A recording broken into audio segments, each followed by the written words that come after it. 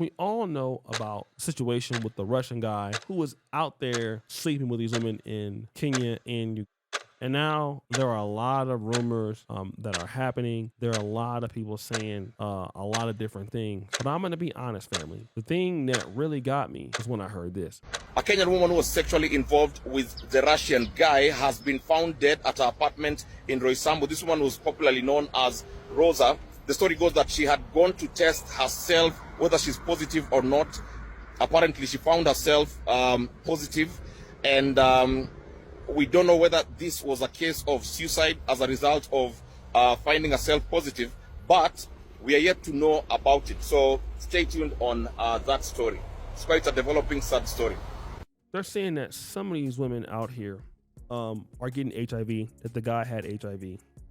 So he had HIV and then he passed it on to someone else. The lady then also found out that she had HIV and she died. Now, we cannot confirm or deny that, but there has been several cases of white men, if not in the black community in America or in Kenya, coming out here and spreading these diseases.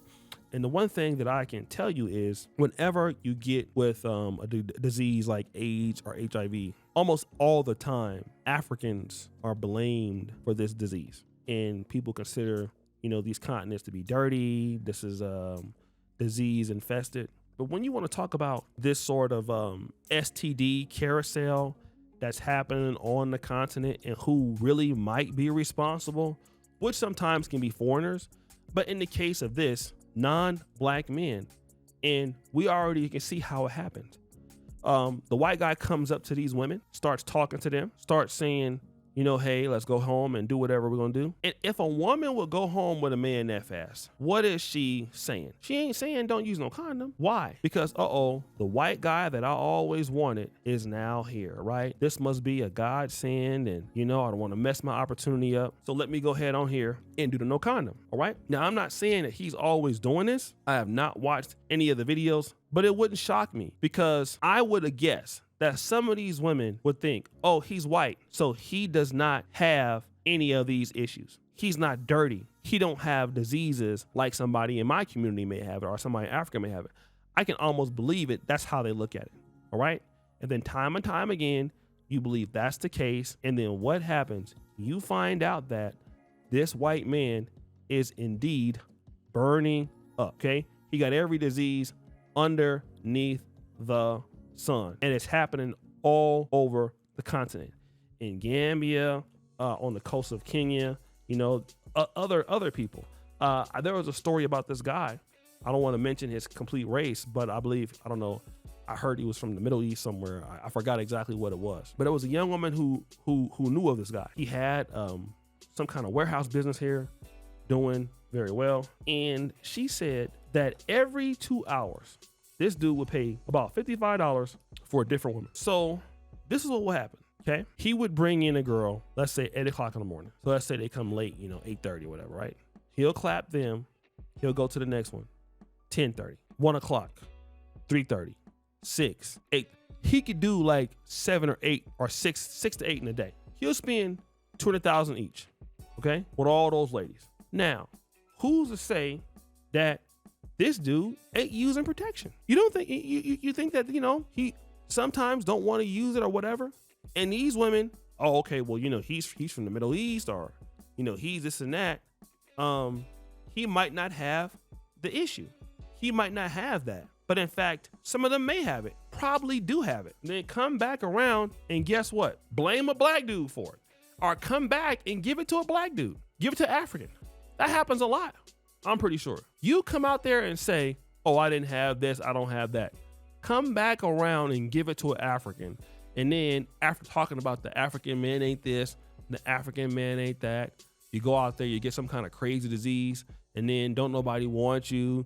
There was a lady that I know right here in Kampala. She literally stole one of my editor's phones in 2020. That young lady died of HIV and AIDS. Literally passed away. Okay? Literally passed away. Died. Okay? She died. They meet up with these guys, start partying, hanging out with their friends. And I'm gonna tell you, some of these ladies can be aggressive. If you go to Nairobi, I ended up going to a very popular bar, right?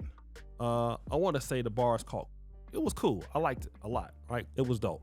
And there's a lot of stuff going on in there. I was in there, I was like, man, something ain't right. You know what I mean? Like, I was like, what's going on here? And I'm like, oh, that's what's going on. And literally, you already know what I'm talking about. You see these beautiful ladies that's coming in there. It's packed, and then, you know, all of a sudden, you know, I was there with my homeboy from America. So we in there talking, and they picked up on the accent. Now, obviously, if I was white, that would have been a little bit worse, but they picked up on the accent. Now, when they picked up on the accent, she turned and looked at me immediately, and all of a sudden, you know, was looking at me and everything. Like, I know for a fact I ain't that good looking. I mean, I ain't the ugliest person in the world. I mean, I ain't you. But I already knew what that was about. You know what I mean? Here you are trying to sell some cheeks to a foreigner, and like, it happens in Uganda too. But again, it happens all through Nairobi. Almost every time you go out, you know, it's somebody out there trying to sell you some ass. Literally. It's all on the billboards. Come to this spa. It's like, why the spa lady ass so big? Are you serious? You want me to come there and do what? I know why you trying to get me to come through there and clap. And again, when they see these foreigners, they think that these guys are all good. They think there ain't nothing gonna happen.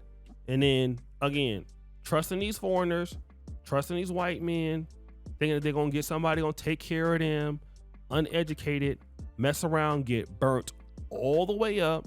Then you come back to your community, you start giving it to the men that's there, and then here go the white guy, and he continues going on, going to Mombasa, going to these little places. Some of them dealing with people that's under 18. Some of these people deal with young men and their men too, and it's sick. A lot of people see this stuff a lot, okay, and it's happening. So, like I said, what you saw happening with this white dude or this Russian guy is not uncommon.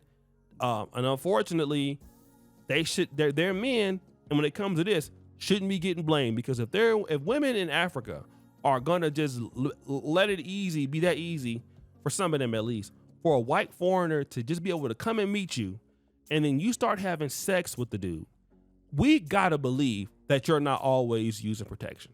And the reason why you don't believe it, because you believe because he's white, he don't have no diseases. It's the only situation out there. So guys, what do you think? It's your boy Shay Jackson back at it again. Another episode of Celebrity Drunk. Appreciate you for you do for the bell. We're out.